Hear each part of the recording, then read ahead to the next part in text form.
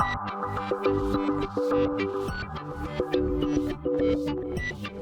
and welcome to my PlayHouse, and today you're gonna get a rant. Well, a discussion. So yesterday I saw, on Twitter, I am on Twitter. If you don't follow me on Twitter, you should follow me on Twitter.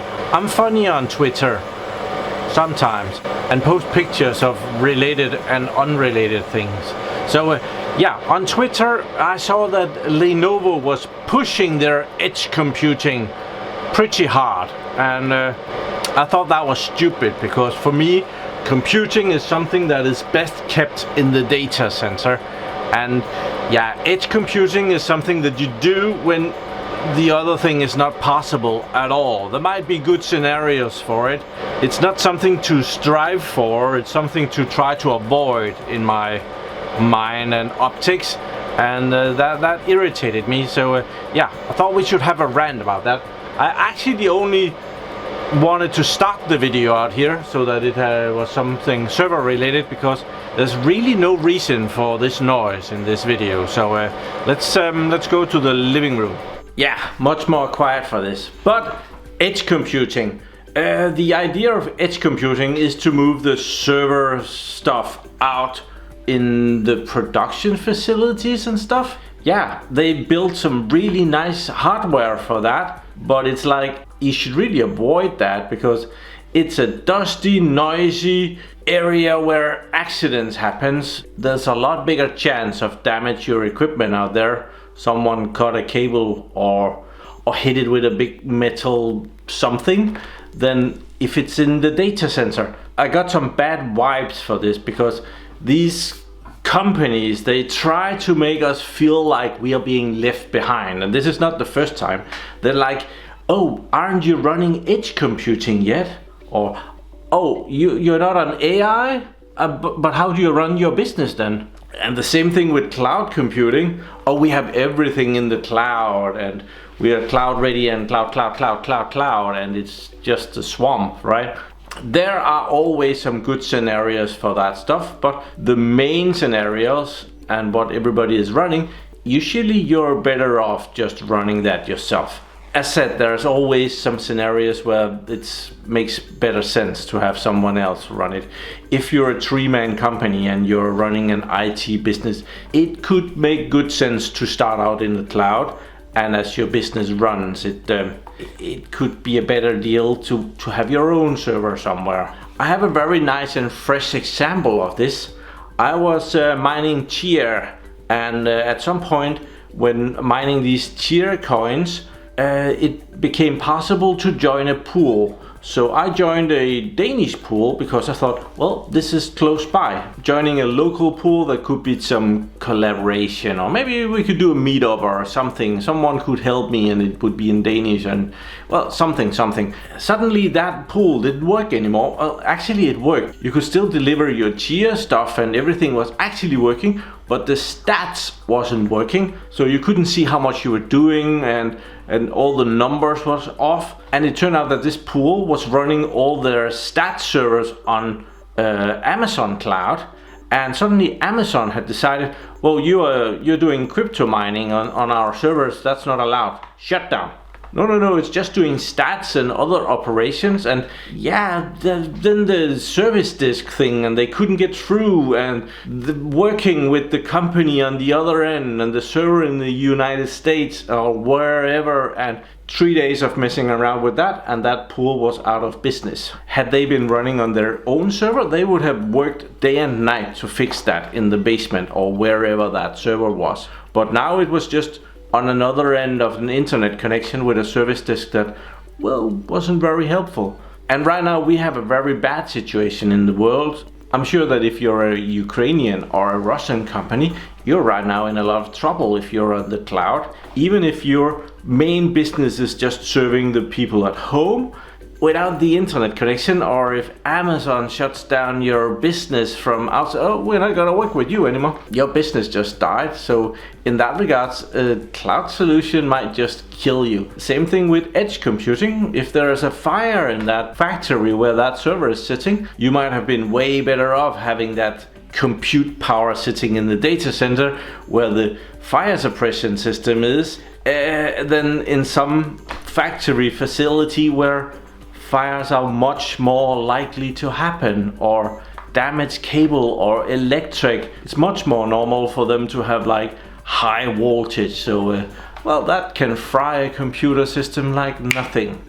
But there is a tendency for these companies, Lenovo definitely included, that they're gonna try and make you feel bad and make you feel like that you're being left behind, that you're not on the cutting edge of technology and therefore you're not gonna do well. If you really dig down to it, they will try and sell you something that they are not delivering at all. They're trying to deliver you edge computing.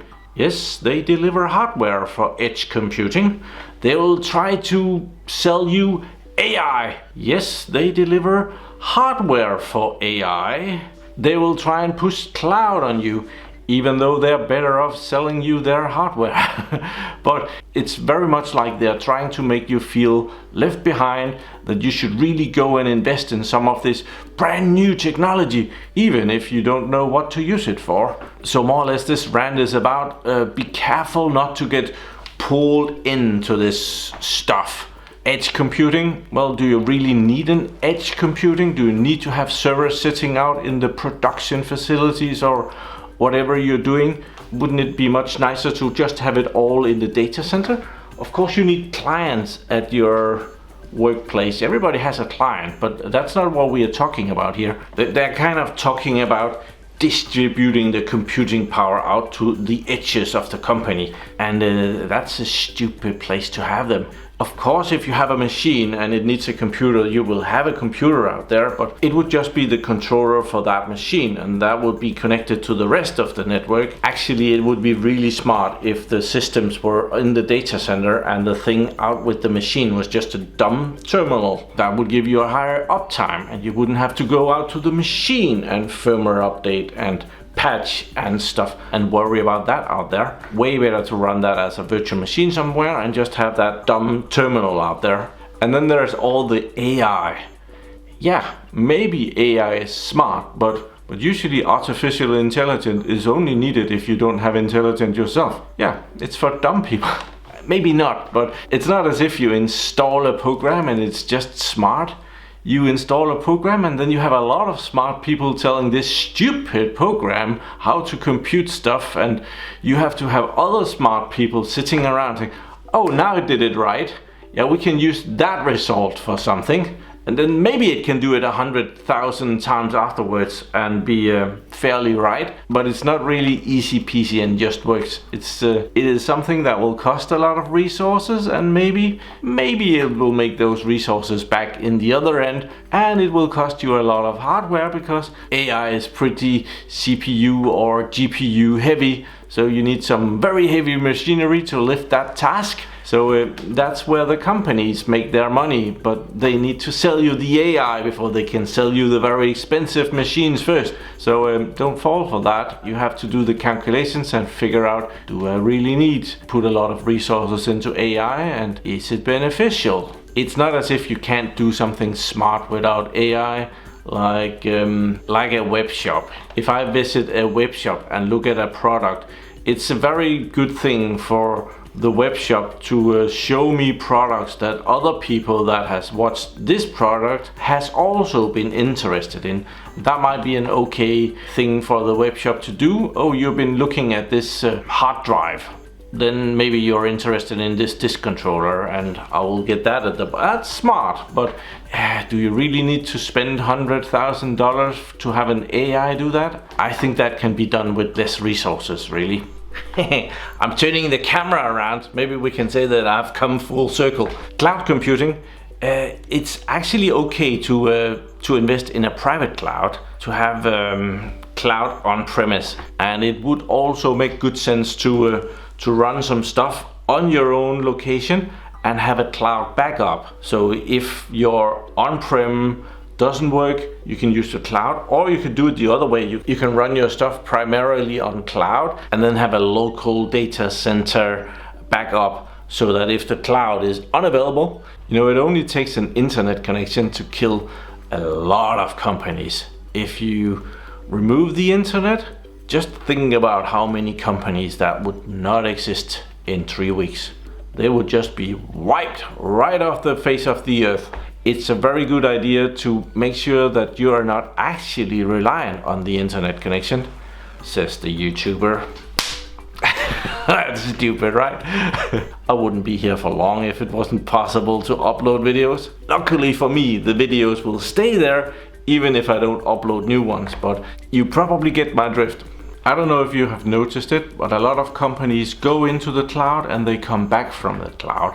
There is actually a good reason for that, because if you're an on-premise company, resources are usually cheaper.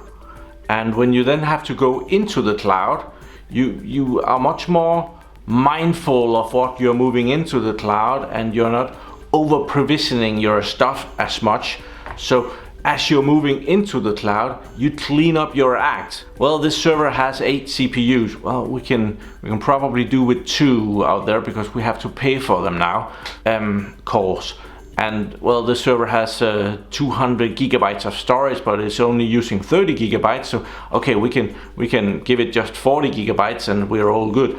Stuff like that. And at the end, it looks like you made a huge savings to go into the cloud. But then when this cleanup is completed and you are going to be running your production from the cloud, well, the bills that you get from the cloud is usually bigger than you were expecting, because you pay for everything out there. You pay for the hard drive, you pay for the IOs, you pay for the ability to have the something. They have made everything billable. I heard a presentation about this, and this dude, which was really interesting, he had an NVMe drive, and it was about 3 terabytes. It was a big one, and this is an expensive one. To put that in a server, well, it's an investment. I think it was about, it might have been $2,000 or something like that. And he said, but it's nothing compared to what this NVMe drive would cost to have in the cloud. And he showed the calculations of it, and every year it would cost as much as a Tesla to run that in a cloud setup. That was kind of an eye-opener. That wasn't cheap. It was very interesting that stick, which was expensive if you had to go buy it, but when you saw what you would have to pay if you were renting it at a cloud company, yeah, it wasn't that expensive at all. So if we should do a conclusion on this, you should join me on Twitter. And you should know that all of these technologies, cloud, edge, AI, much of the time they're just trying to sell you some new hardware. And they're trying to glue it on to this technology that they think that you need. Before this it was virtualization. Oh, you need to go virtualize. That one was actually okay. It has really reduced the number of servers that you need in a data center by using virtual machines. Well, then there was hyper-converged storage and hyper-converged network, and much of it is to try and sell you some new technology and get you to spend some more money on the latest and the greatest. And yeah, I would very much recommend to be a little bit conservative on running data center equipment. Don't go for the latest and the greatest. Let the other suckers test it out, and if it's any good, well, you'll get it cheaper when they have worked out all the bugs. Yeah, I think we'll end it there. Enough rant for this time. Nice, not noisy data center.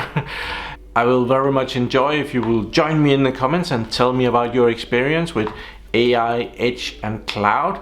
Has it worked out for you? Have you moved forward? Have you moved backwards? How did it go? Did you save a lot of money? Did you spend a lot of money? Also, I will very much encourage you to check out my Patreon page, where I, for just $1 to $3 a month, gives you an extra weekly video talking about what I've been up to this weekend.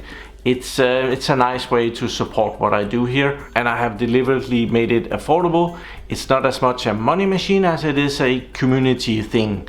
So, and every week on Sunday, when I've done my video work and editing, I jump on Discord.